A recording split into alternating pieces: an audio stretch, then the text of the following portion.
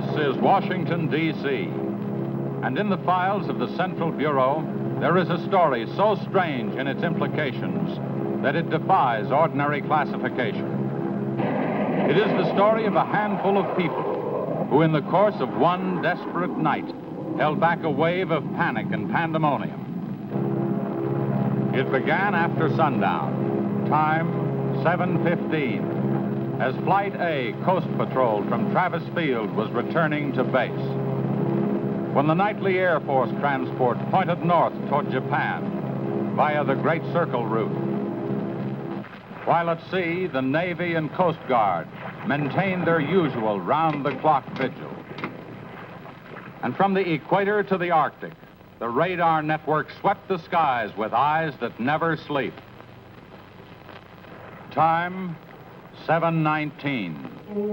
An unidentified object was picked up 200 miles southwest of Point Barrow, Alaska. 7:27. Unidentified object confirmed at Fairbanks, Alaska. Heading south-southeast, 170 degrees. Height, 75,000 feet. Estimated speed, 5,000 miles per hour. White warning. 7:39. Unidentified object 200 miles due west of Vancouver, British Columbia. Course, 170 degrees. Height, 60,000 feet. Estimated speed, down to 3,600 miles per hour. Yellow warning. 7:54. First interceptor flight airborne. Point of interception, 80 miles due west of San Francisco, California. 7:55. Unidentified object past point of interception. Red warning. 8:11.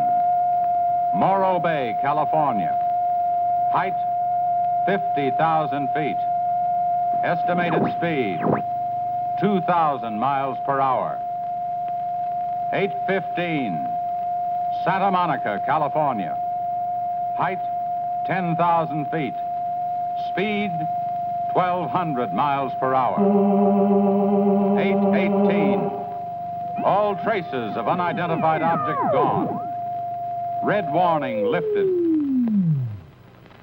By 8:25 at the Los Angeles branch of the Communications Commission, reports of strong interference with radio and television reception began to pour in from the beach area. The monitors went to work immediately. Mobile units were ordered to converge on the vicinity of the disturbance. Pinpoint direction finding devices began to trace the trouble to its source.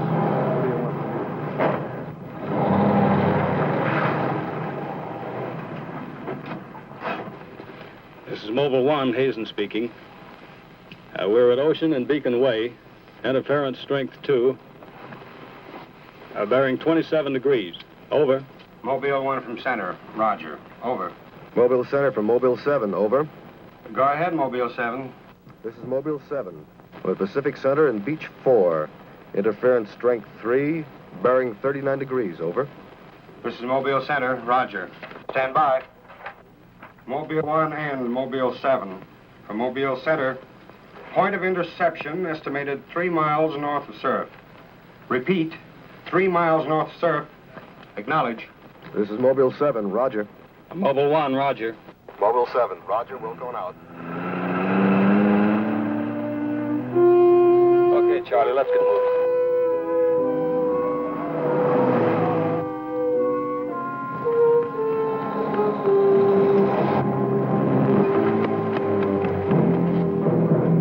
Yes, what is it? Take me to a phone quick. I need an ambulance. What's the matter?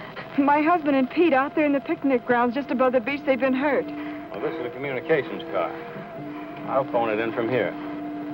I'm Mobile 1 to Central, over. Did you make that out, Charlie? Not a word. I'm Mobile 1 to Central. I can't reach you. Repeat.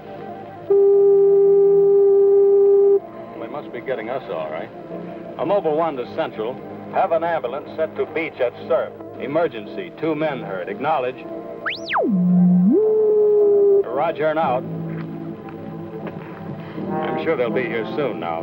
Tell us what happened. Oh, this man, he just kept coming at us. It was awful. Who? I don't know. He was wearing a suit like a diver. Hurry, please. They're hurt. Charlie, you better wait here. I'll go down and take a look.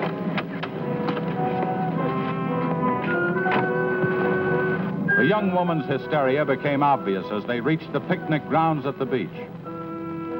There was no sign of the mysterious intruder, and little could be done for her husband and their friend until the ambulance arrived.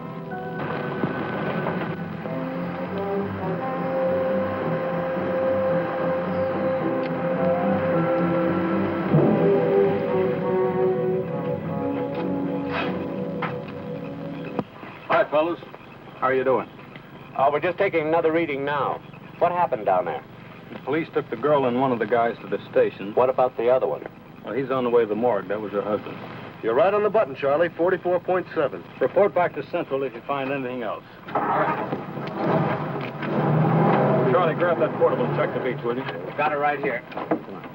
I'll pick you up right here in about an hour. Where are you going? Police asked me to drop by the station and sign a report. I'll see you later. If you don't, you know where to look for the body.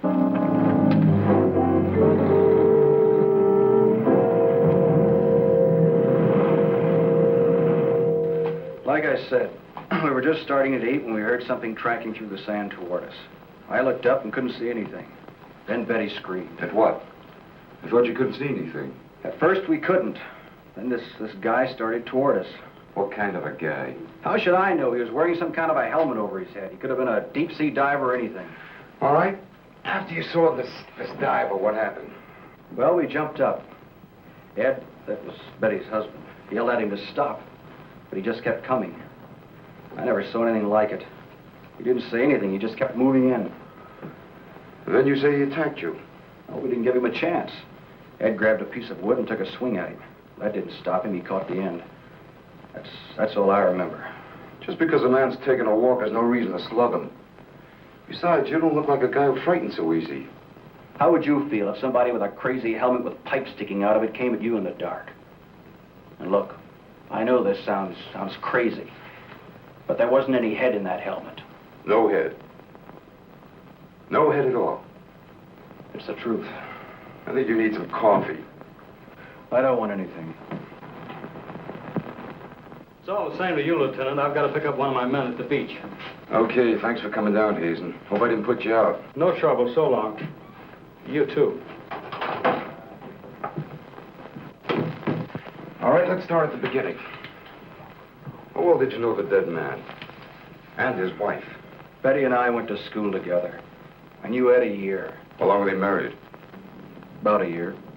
Wasn't her husband a little older than she? I don't know. But you said you and Mrs. Evans went to school together. Then you never discussed anything personal with her? She did mention he was older, yes. How much? 15, 20 years. What difference does that make? That wasn't too hard now, was it? Where do you live? 629 and a half East Palm Court. Why? That's where the Evans live, isn't it? Yeah, I board with them. You do, huh? Now, Mrs. Evans is a good-looking woman. What are you trying to say?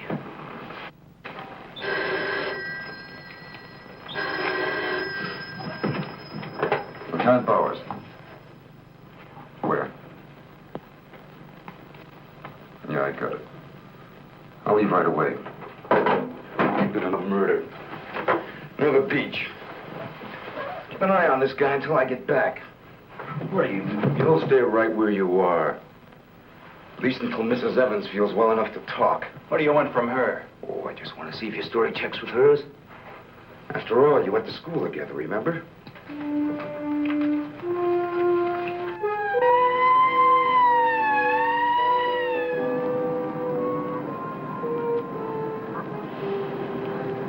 You say there were no witnesses, huh? None yet. Anything missing? I don't think so. The cash register wasn't touched. Get a breakdown of the inventory as soon as you can. What about fingerprints? The boys are working on them now.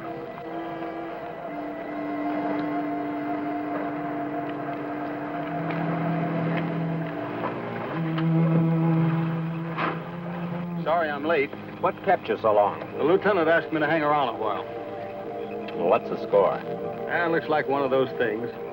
Pretty girl, older husband, young boarder. Kid claims some guy without a head knocked the old man off. You don't say. Anything else? Yeah, he had a diver's outfit with horns. No. He's going to have to do better than that. How are we doing? I took a reading about 10 minutes ago. The radiation is going out with the tide. What about the radio phone? It's working fine again. I just got a call from Central. They said Mobile 7 picked up some new trouble northeast of here. Here we go again. Hop in. So long.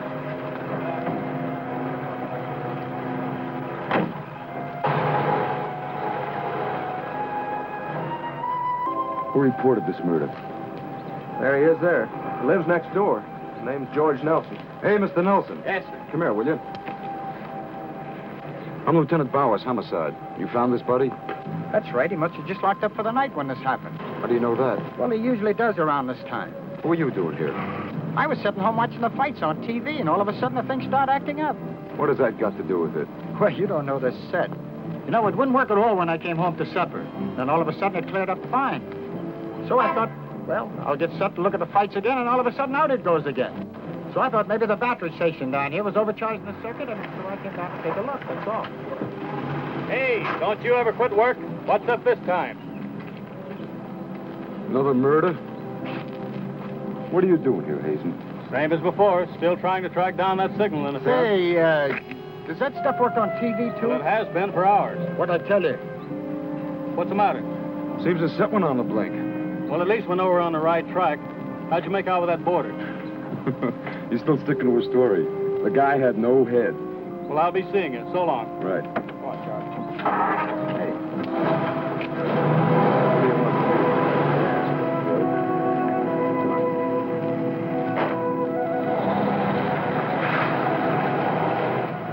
And so the communications team resumed its mission to track the mysterious interference to its source.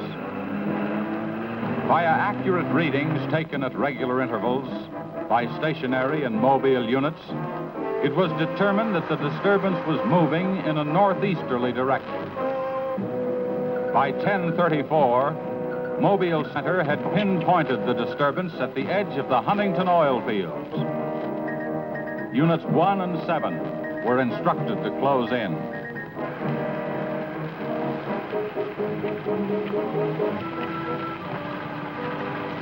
Hey, Charlie, do you see what I see? Yeah, the oil field. Let's hope our trouble's burning up. Well, there's only one way to find out.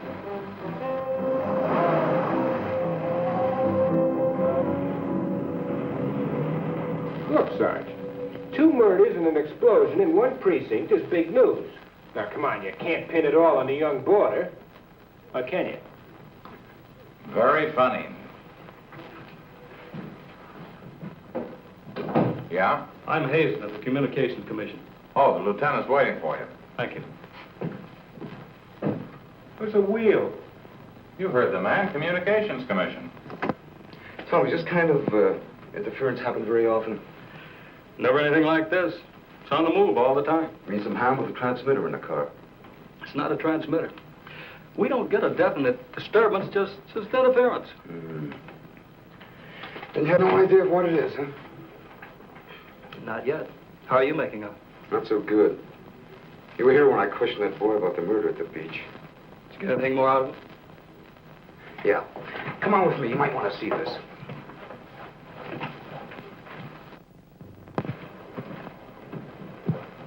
I see you're just about done. Thanks, you can go now.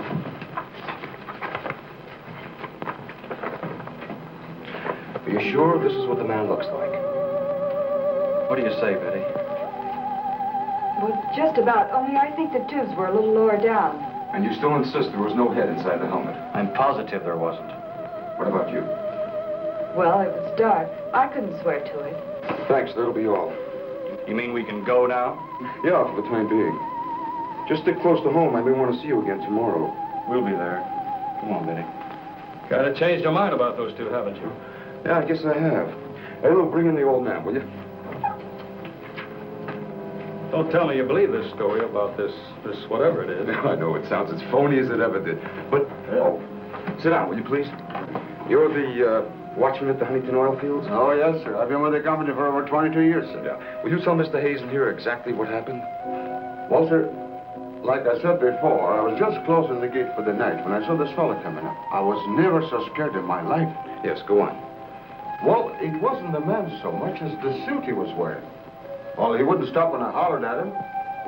He just pushed his way right in there through the gate and walked right up to the tank. Now, you carry a gun. Did you try to stop him? Oh, well, he was much too close to the tank. I was afraid to shoot. So I thought I might call for help. And just as I got to the shack, the tank blew up. Oh, you should see the sight. Yeah, sir, can you give us a description of this man? How would you say he was dressed? Well, sir, like I said before, he wore a sort of pliers, not outfit, with a helmet attached to it. How tall was he? Oh, he was a giant of a man. And he had tubes sticking out of that thing, that helmet he wore. Can you tell us what his face looked like? Well, sir, though he got pretty close to me, I could swear the man had no face. Now, if you saw this man again, would you recognize him? I mean by his outfit. Oh, I'll never forget that sight if I live to be 100, sir. Would you say this is the man? Wait, sure, that's him. Thank you very much. You may go now. All right, sir. Thank you. Well, Hazen, what do you say now? Beats me. The descriptions check all right. This could be some kind of flying suit. High altitude equipment. Yeah, that's what I've been thinking. Well, how do you explain that stuff about the missing head? No, we can discount that. These people were frightened. This night, nobody really took a close look at it. I guess you're right. But whoever he is, that outfit doesn't look like one of ours. Of course, he could have been dropped by parachute. You mean sabotage? We're checking. I think we better wire a report to Washington and see what they say. Oh, you can use our teletype. I'll tip off the LA police to be on the lookout for something unusual. Hey, wait a minute. What about the press? Oh, I don't think they know too much now. We better keep it that way for a while at least, till we find out whether our friend is still around here. Well, if he is, I think we can find him for you. My hunch is that he's carrying something around that's causing all this disturbance, whether he knows it or not.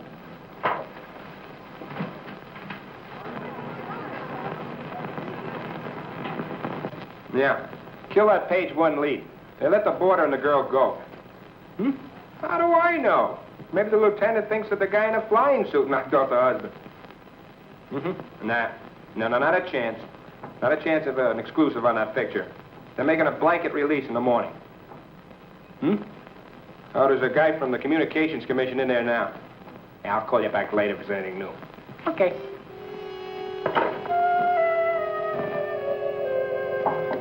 Come in. Sorry to interrupt you, Lieutenant. Yeah, what is it, Jim? There's a teletype cam for you. Oh, thanks, Jim. We're waiting for it. That was fast.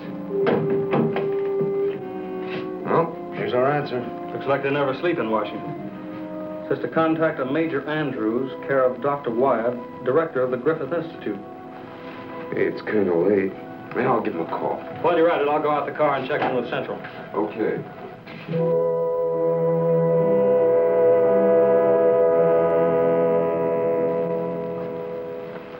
Well, that's the story up till now. We got in touch with Washington. They told us to contact you here.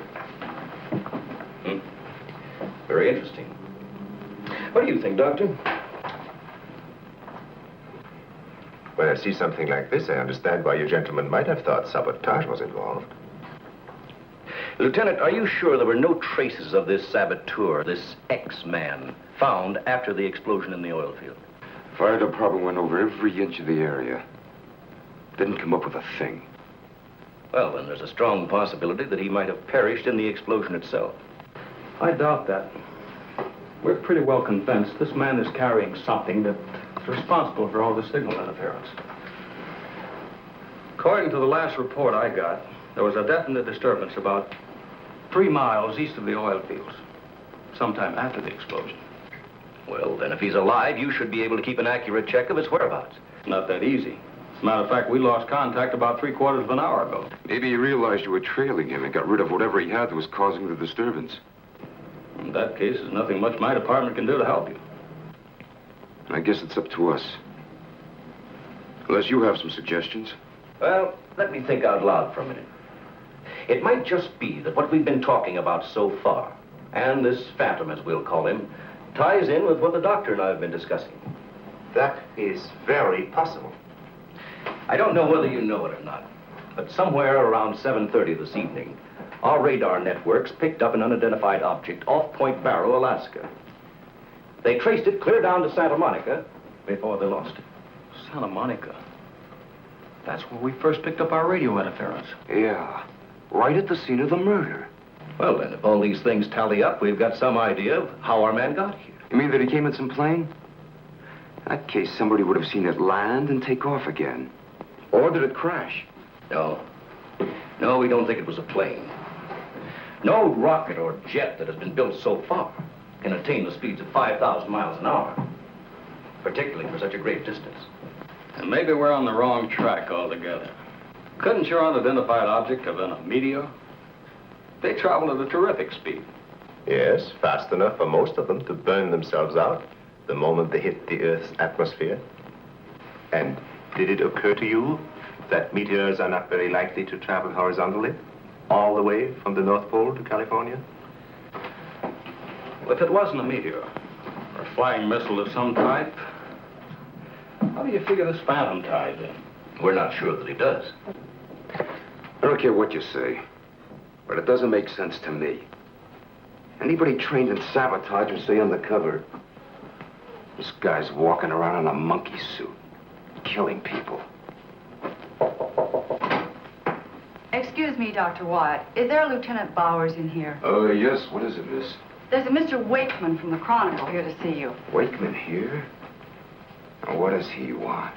Well, there's only one way to find out. Before you go, Lieutenant, I don't believe you have met my assistant, Barbara Randall. Well, hello. Hello. It's Mrs. Randall, Lieutenant. I'll be right back. Barbara, you know the Major. Of course. And this is Mr. Hazen of the Communications Commission. How do you do? Well, I see you are working a little later tonight than usual. Yes, my husband's teaching a late class, and he won't be able to pick me up for a while. Besides, I had some work to do in the lab. Well, at least you'll have lots of company. All right. So I shouldn't have come up here. But I gotta get your angle on this beach murder. And your whole department is shut up. Look, Wakeman, will you stop bothering me? There's nothing to say. If you got an exclusive story from that Evans Damon or Board, then you know as much as I do. Yeah, but that still doesn't explain anything about the guy without a head. Come on. Who is he? Your guess is as good as mine. You mean you let those two kids go without knowing that? I don't buy it. Well, I did. Well, then you must have an awful good reason. I bet you're trying to tie it in with that other murder. All right, Lieutenant. Don't tell me. I'll get my story somehow. Oh, if you want to know how things turn out, read the Chronicle in the morning. That's right. Now get in touch with Charlie in Mobile 1 and have him call for me here. Okay, honey. Well, did you come up with anything? No, we're just briefing Barbara here. It's just amazing the way you've been able to put these things together. Don't kid yourself, Mrs. Randall. It seems the press knows as much about it as we do. Well, let's hope they don't come to the same conclusions. A few lurid headlines, and every fool in the country will be seeing phantoms in spacesuits and men from Mars all over the place. Yes, I can imagine. And mass hysteria is difficult to check once it gets started. That's why we've got to move fast. Well, from the looks of things, I guess it's up to me. I'll be in touch with you as soon as I hear anything. See you. By 12:30 a.m., the dragnet was in operation. Mobile units patrolled the streets and countryside. They covered an area 35 miles square. Special and sensitive equipment was prepared for action. Everyone on the job was ready to move on the first signal from the Communications Commission. Monitor Corona to Mobile Center, strength 4, brickyard at 160th, moving toward oil fields. Contact your units. Over and out. Units 1 and 7 from Mobile Center. Units 1 and 7 from Mobile Center. Strength 4, interference at 160th in the oil field. Moving due east. Close in. Repeating, strength 4, interference at 160th in the oil field. Close in.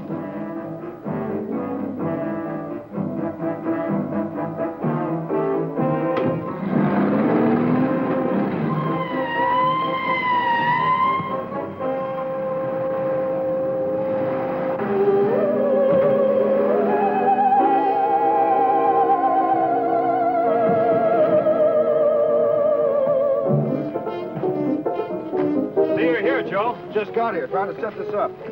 What gives, Hazen? It's in this area, all right. I brought the Geiger counter. Thank you, Doctor. Why don't walk over those oil fields? Well, it doesn't register as far as the oil field. I think we'll do better if we split up, man. Right, Lieutenant. You two go that way. Lieutenant, out here. Vince. Joe, you follow him. Come on, Doctor. And you? Oh, forget it.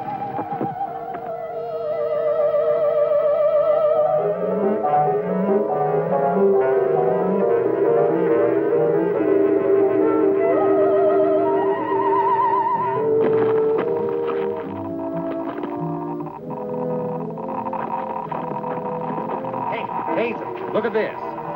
Yeah, points this way. Hey, Joe. Joe.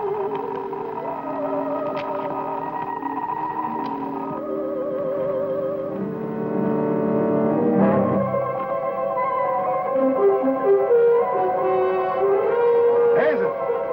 Hey, Hazen! 603! Going strong. That's it, Doctor.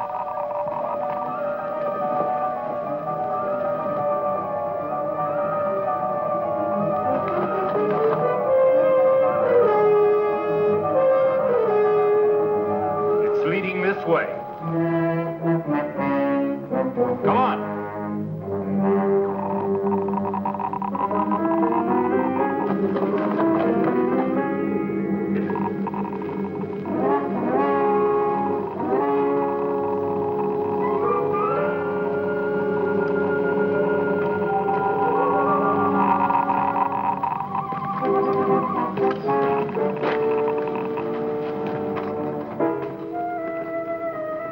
It's this way. Come on.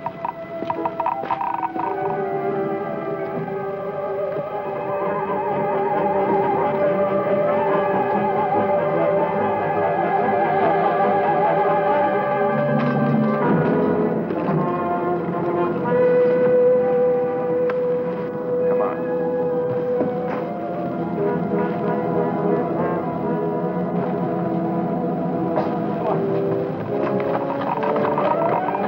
They're going strong. Good. That's right. Checks with me. Sure does. He's here. We saw him. There he goes. Come on!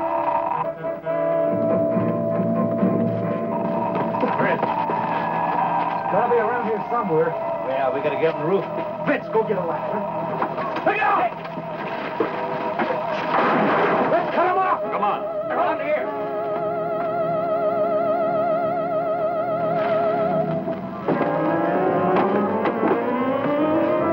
Anybody see him? There he is.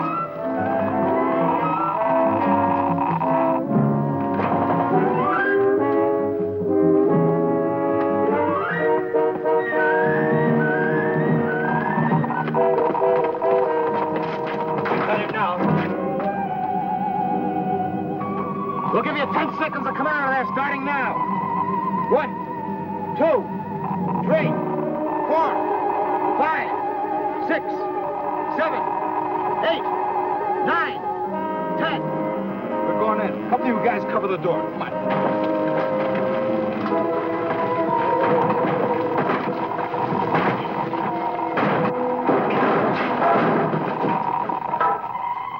Why, there's nobody in here.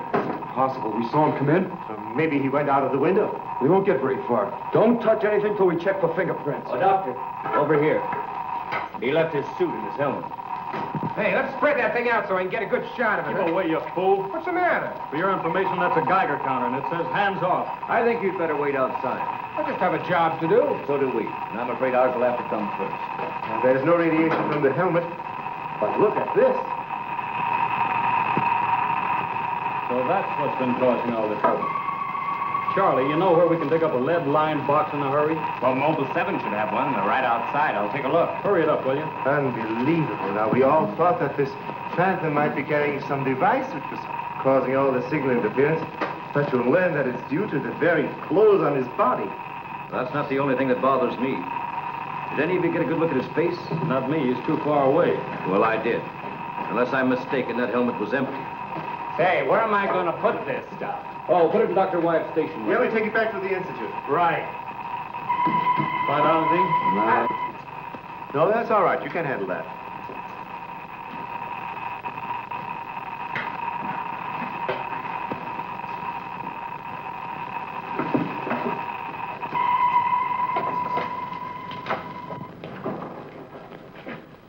Any luck? Not a sign of him. The boys are still searching the grounds.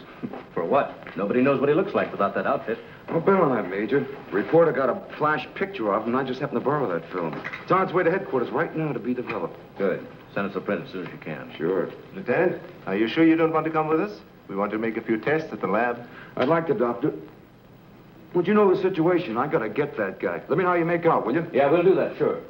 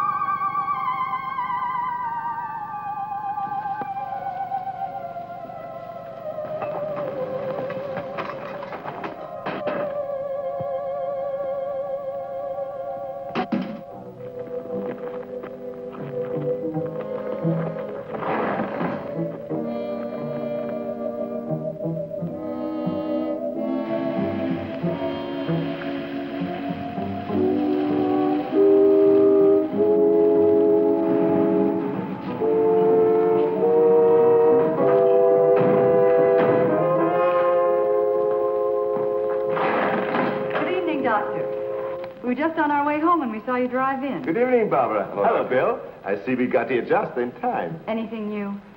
Lots of excitement, but that's all. Major, you know Barbara's husband? Oh, of course. How are you? How are you? Hey, it's a nice-looking dog you've got there. What's his name? His name? Venus. Say, Bill, I hate to ask this, but something important has come up, and I wonder, can we borrow Barbara for about an hour or so? I suppose so. Of course. Darling, why don't you go and do the shopping? Here's the list. The market's open all evening. I may as well. See you later, darling. I'll take the dog and tie her up. Thank you, Bill. Good night. Good night. I'll give you a hand with it. Oh, thanks, Doc. Easy now. Look out for your fingers. All right. Look out now. Don't drop it. Vince, come back here! Vince, come back here!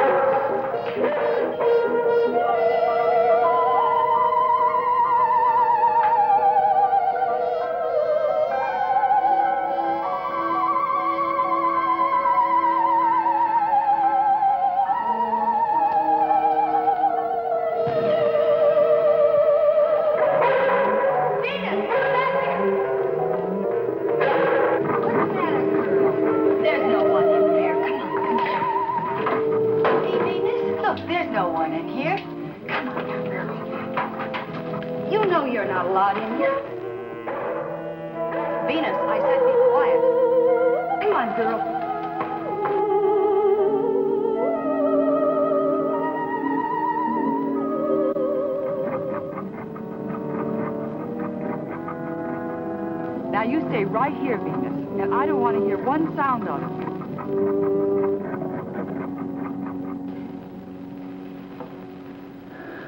You were right, Doctor. There are no fingerprints anywhere. What's all this? Hey, don't touch anything. You better put some gloves on. Our friend, Mr. X, left this suit at the oil refinery. You mean you were that close to him and you didn't catch him? I'm afraid so. That's up to the police now. Hand me those shears. I want to cut up this material to work with it.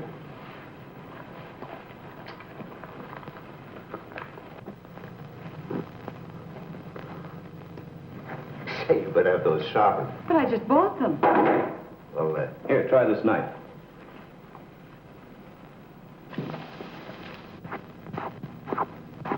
that still won't cut. Let me try.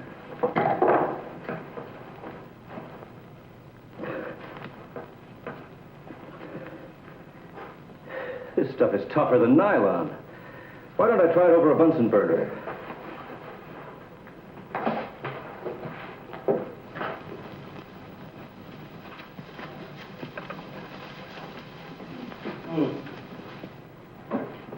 burn either. Let's take a look at it under the microscope. Look, it's magnetic. Magnetic? Here, Radioactive. And apparently indestructible. Thank you.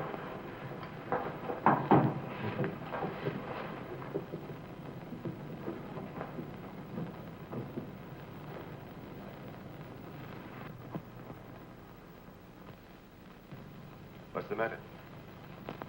You tell me. Take a look at that weed.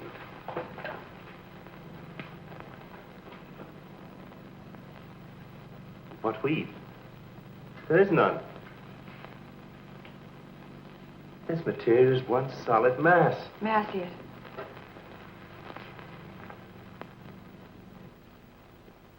Why, you're right.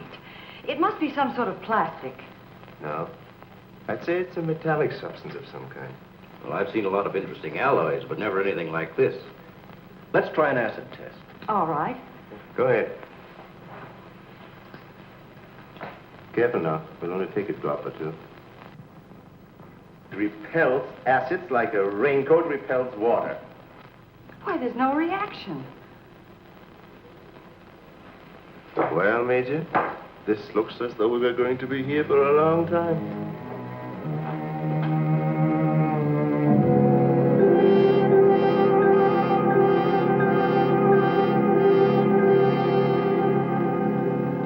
Now we have it. The helmet is not radioactive. The suit is. There is no doubt. This spacesuit is conditioned to function above 63,000 feet, where human blood would boil, resulting in the body expanding to twice its size. And death, of course. I know. And it must withstand pressure and counterpressure. Also, it must be so supercharged it can function in thin atmosphere.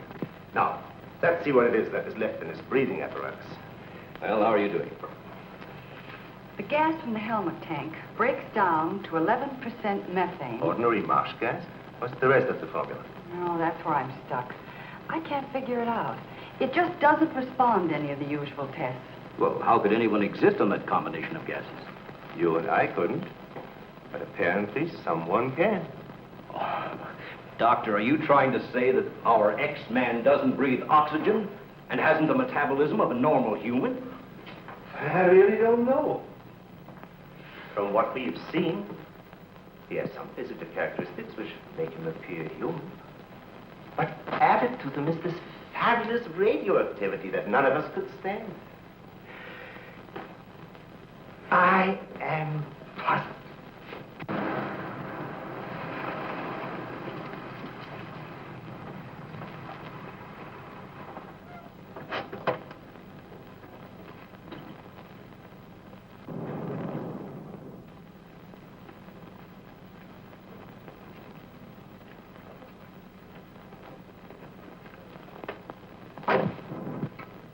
I think the answer lies right here in this helmet. Obviously, he needs it to survive. Otherwise, he wouldn't have risked wearing it where he was sure to be recognized. As it is, he only took it off when he was cornered. Well, if what you say is true, how can he exist without it now? Let me put it this way. It's like a patient in an iron lung. Sometimes one can be removed for hours at a time without any ill effects. Exactly. And I think the same principle applies here. And that means sooner or later, he has to get his breathing apparatus back or die. I don't understand. Well, I've got an idea. If we were to return this whole outfit to where he left it, he might be tempted to come back for it. Dr. Wyatt speaking? Yes, he's here. No, thank you. Hello, Major. Still at it, huh? Mm-hmm. No, we haven't got a thing, no. The picture? Yeah, hold on. He says the picture the reporter took of our men didn't come out. I was afraid of something like that. The radioactivity must have burned the emulsion. Hello. No. No, we didn't find any fingerprints at all in his clothes. Did you find any? Oh, too bad. Hello? Will you wait there, please? We don't know what to make of this either. Have you heard from the communication boys yet? Well, let's hope they turn up with something. Major, excuse me. Hold on a second. Yes? It's Mr. Wakeman of the Chronicle. He insists upon seeing you. He does? Where is he? I told him to wait in the lobby. Good. Hello? And it's our friend from the press is here.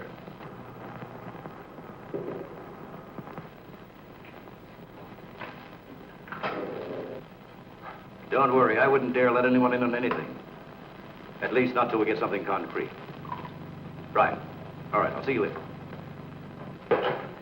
Well, I guess I'd better see this newspaper man. Want to come along, Doctor? I think I will.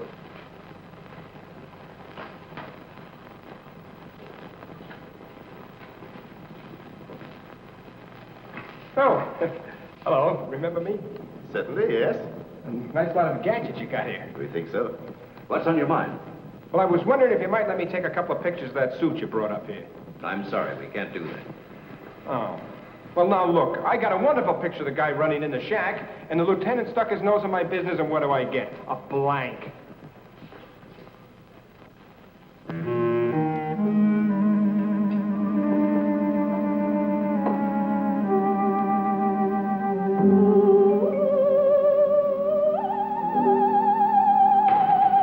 Is that you, Doctor?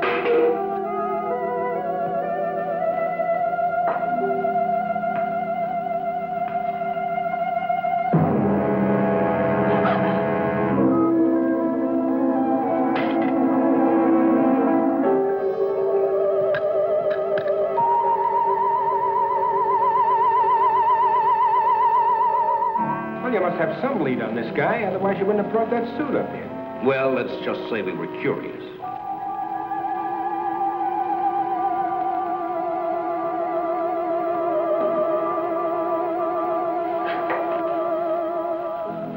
Hello, Bill. Are you back so soon? Isn't Barbara through? I don't know. She's still in the lab. Why don't you go up and see? Thanks, I will.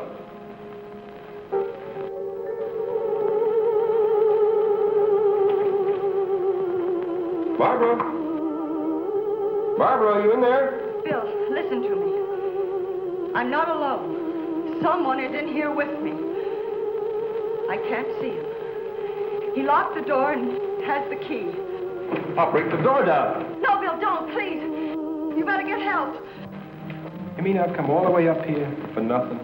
I'm afraid so. Good night. Yes. Good night, Mr. Wakeman. Good night.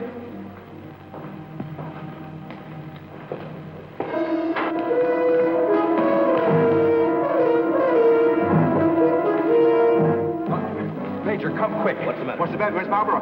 In the lab. The door's locked and there's someone in there with her.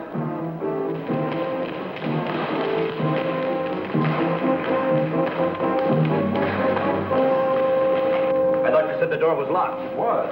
She's gone.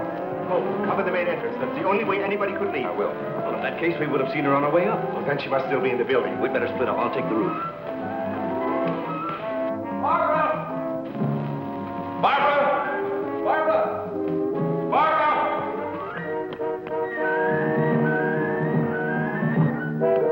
Barbara! Barbara! Where are you? Barbara!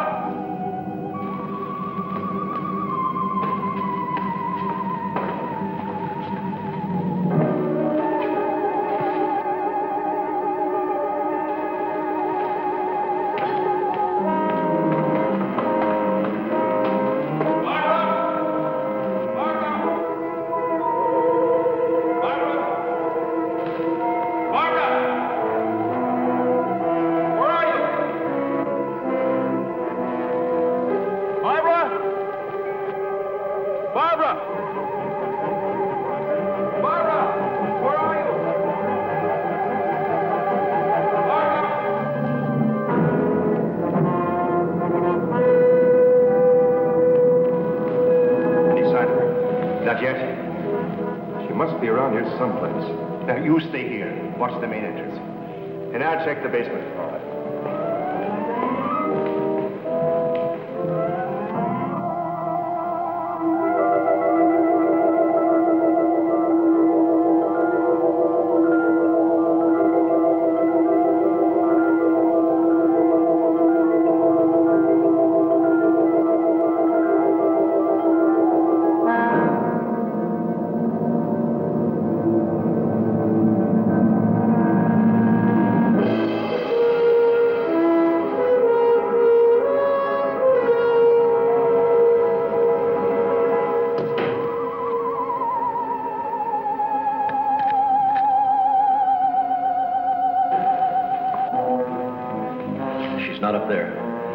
doctor?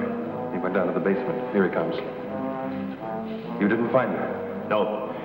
I'd better call the police. But there's no telling what could happen to her in the meantime. Now, take it easy. We're doing the best we can. But she said she was locked in, and she couldn't see who did it. Can you explain that? No, not yet.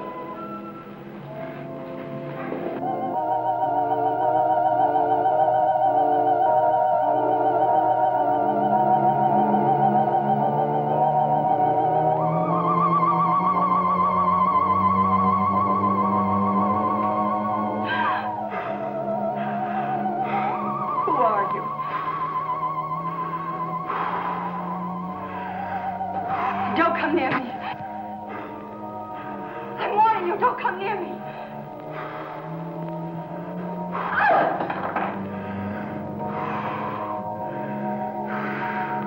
Don't!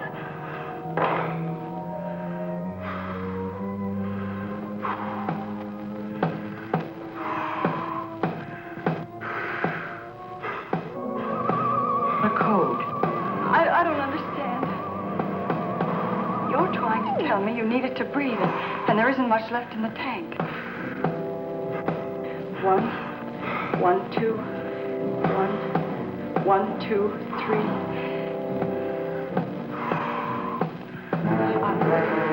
I'll write it down.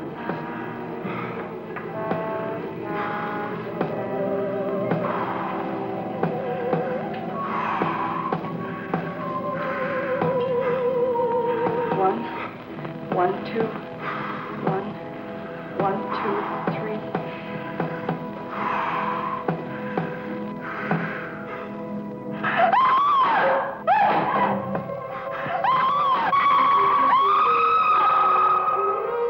In the lab.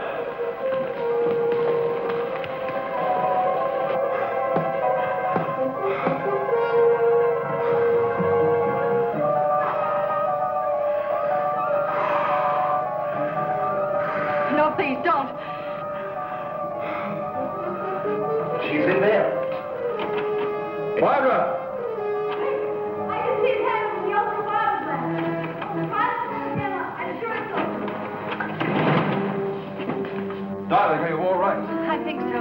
I'm looking for him. I just saw him, so he must be in here.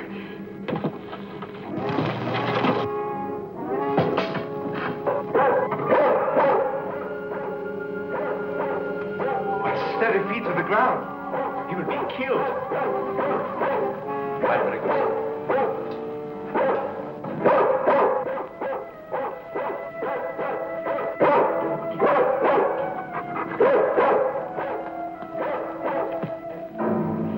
It was frightening. I couldn't see him. I didn't know what to do. Come here. Quick. Disintegrating. This is amazing.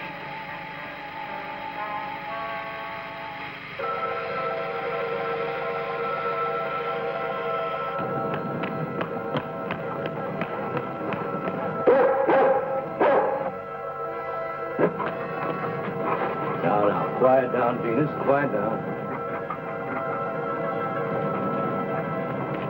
Down.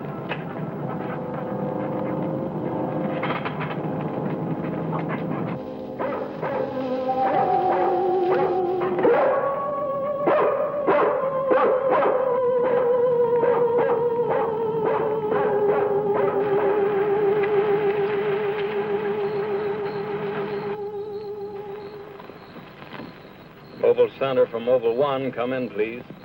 This is Mobile Center. Go ahead. Get hold of Major Andrews or Dr. Wyatt at the Institute. I want to talk to either one of them. I will do. Stand by, Mobile 1. Dr. Wyatt speaking. Oh, yes, Mr. Hazen.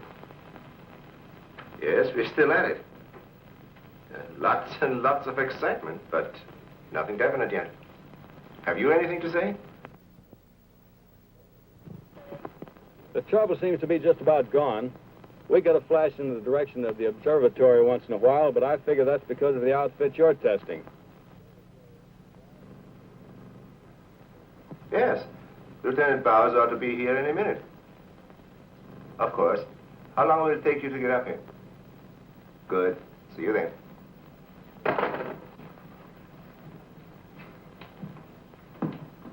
Thank you, gentlemen. Put it down here, please. Barbara, bring that cord in over there. Now you're going to see... I have to resort to ultraviolet light in order to show you what little there is left of the spacesuit. As you can see, it has reduced itself to this liquid, and it is in an evaporating stage. The helmet is in the lab and still intact.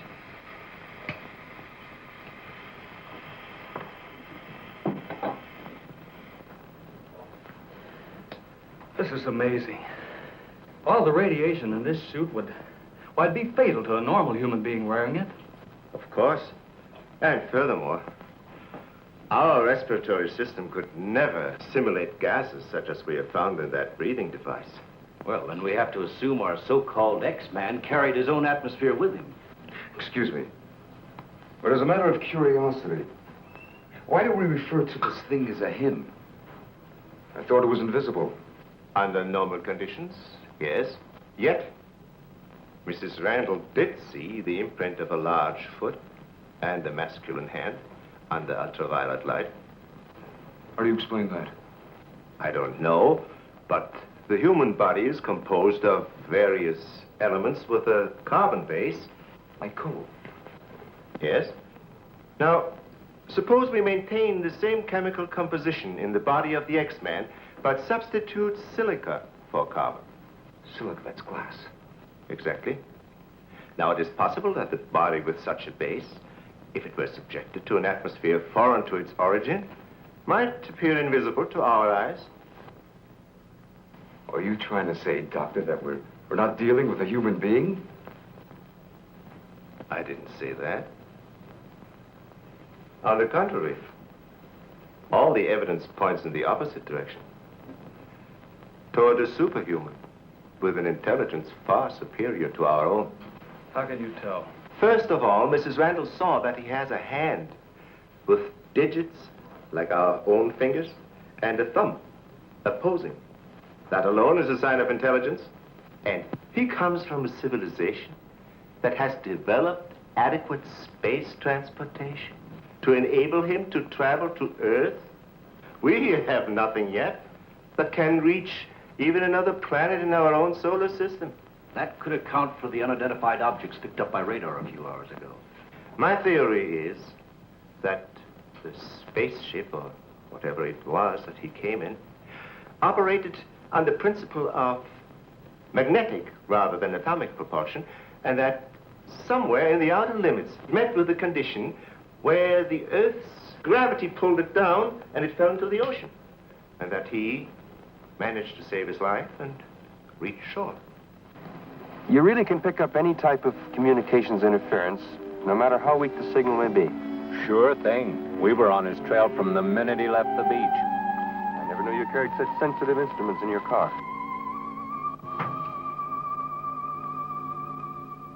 What you told us is very interesting, Doctor. But I've got to make an official report to headquarters. Are you willing to be quoted that the criminal we're after is a creature from another world? All I can say is, we know that our Earth is not the only planet capable of sustaining life in one form or another. You can quote that. All I've got to go by is some footprints in a hand. That isn't much. No fingerprints, no description, no nothing.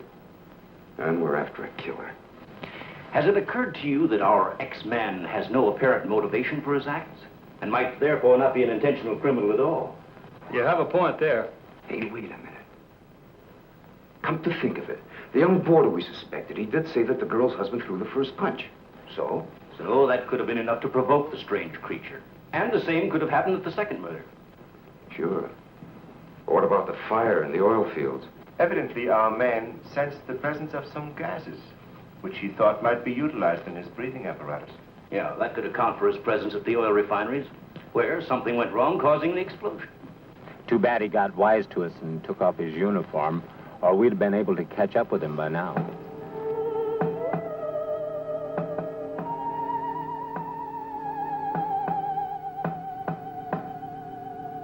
No, he didn't utter a word. But I'm convinced he was trying to convey a message to me. He kept tapping out a code.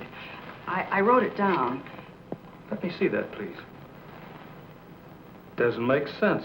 Well, it may be based on some mathematical system we know nothing about. But he was trying to tell us something. Why did he run away?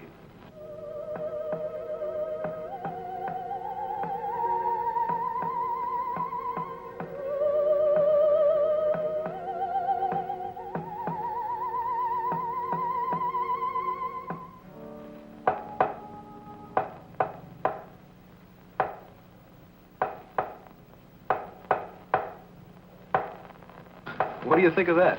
Hell, Hazen must be crazy sending out stuff like that. I guess so. Why don't you try and get a hold of him? Yeah. Mobile 1 from Mobile Center. Come in, please. Mobile 1 from Mobile Center. Come in, please. Mobile 1 from Mobile Center. Come in, please. Hey, that's Central calling.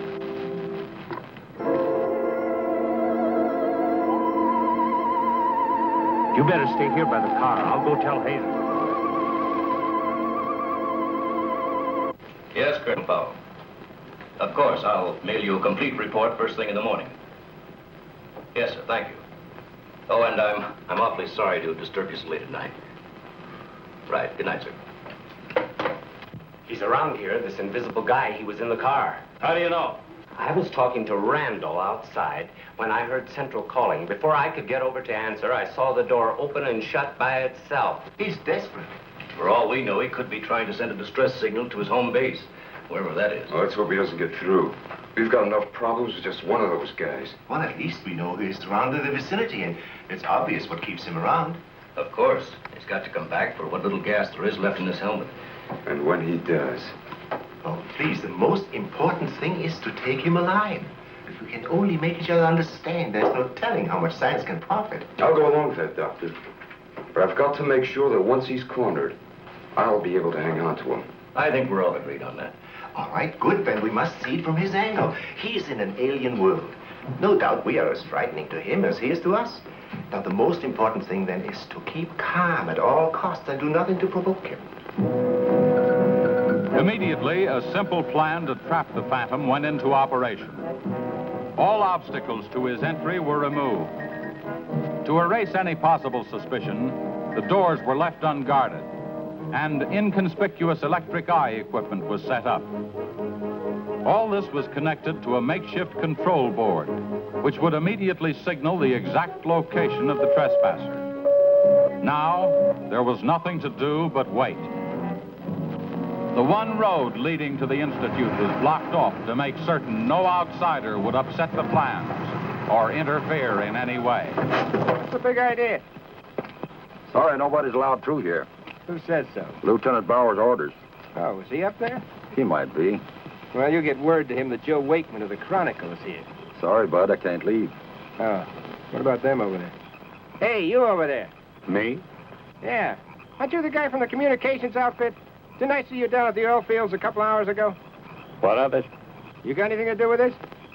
Well, you'll have to ask Lieutenant Bowers about that. How can I if he won't see me?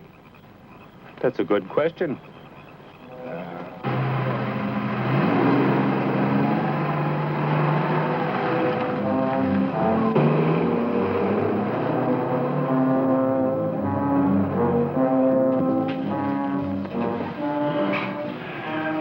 Well, it's 3:45. Sure taking his time.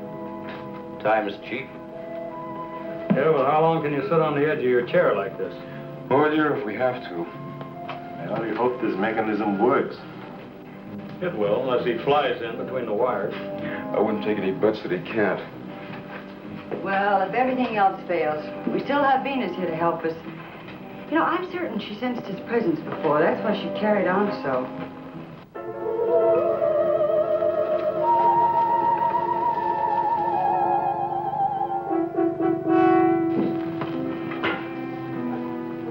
What's the matter, Lieutenant? Is this thing getting you? Oh, no. I'm just thinking about public reaction to all this. I'll give something to the press by morning.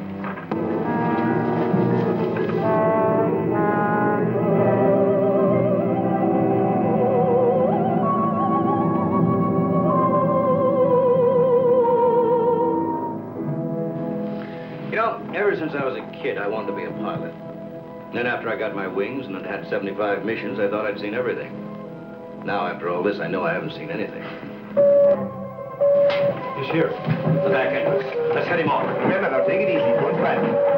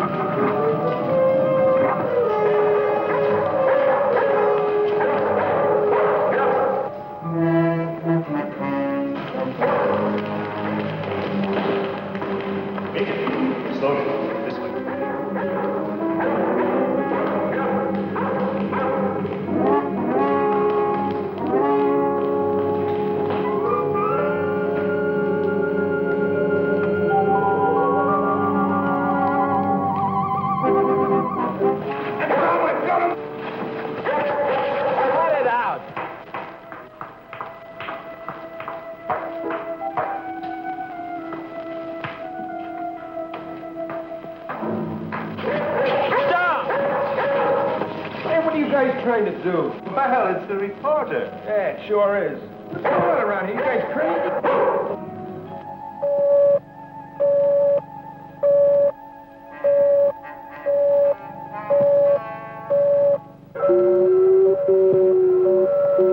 How'd you get in here? Oh, that don't make any difference. Come on, what's up? What's going on?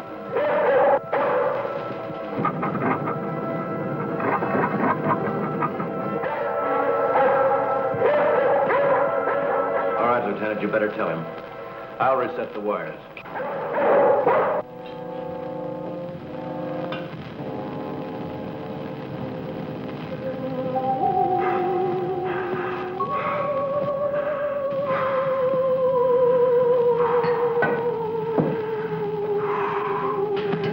Don't be afraid. We want you to live. Don't you understand? Can't you speak? Can't you say something, anything, in any language?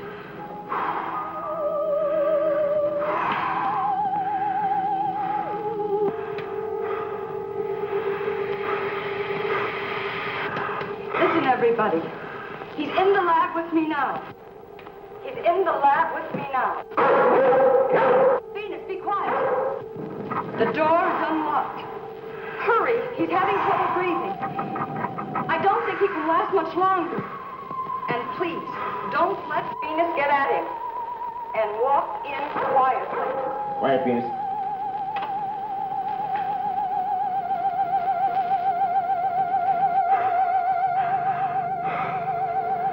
It's unbelievable.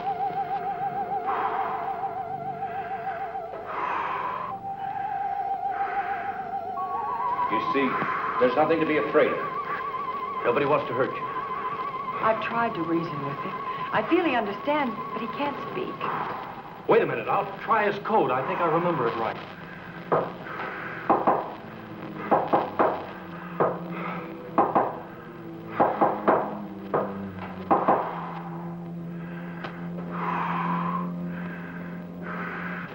Better plug in the ultraviolet light.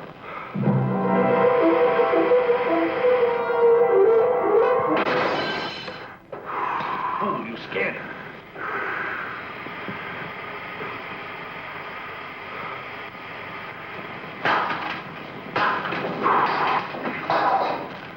Look, there goes Venus.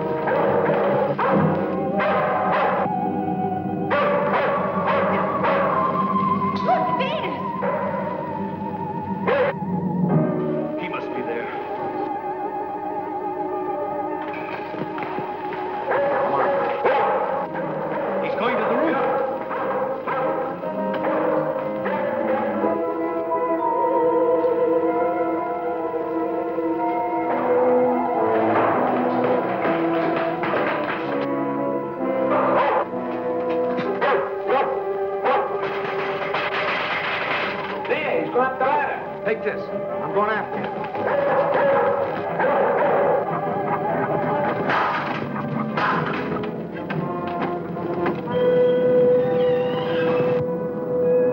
The door. In here with a big telescope.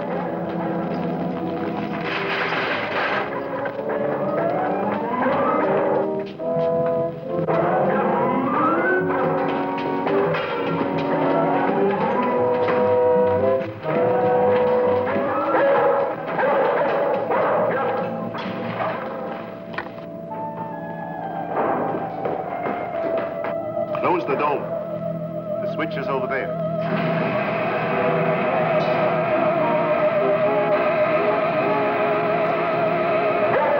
Smoke senses something. Quiet, Venus. Well, if he's in here, he'll never get out now. Door is closed. This is what I've been waiting for. Please, Lieutenant. This is our last chance. We have to take him alive. Plug in the lamps. There's an outlet here.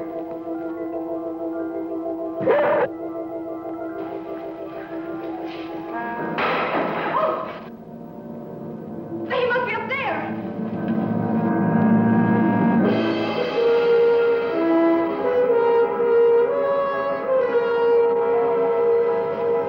His whole body's gone. If I hadn't seen this with my own eyes. What do we do now? Stand back.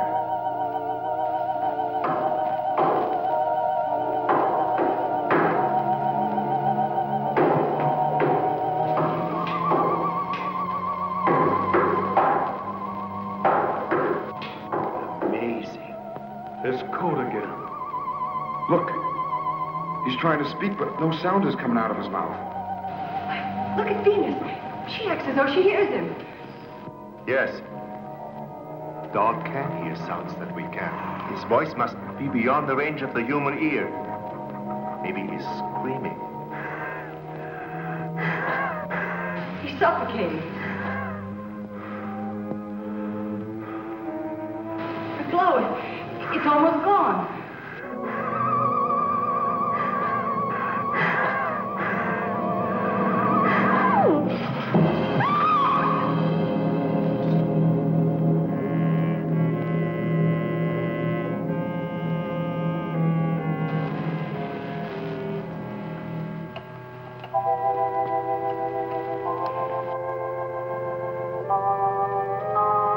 We won't need these lights anymore. In death, he has become visible as a normal body.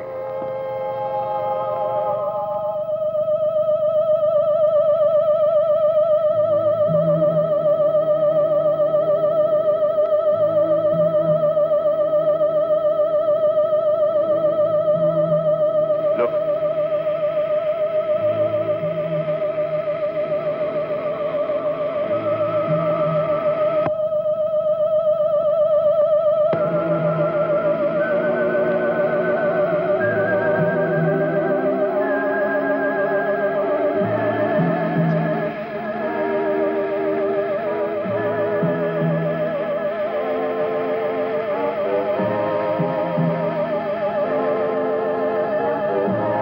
He is evaporating.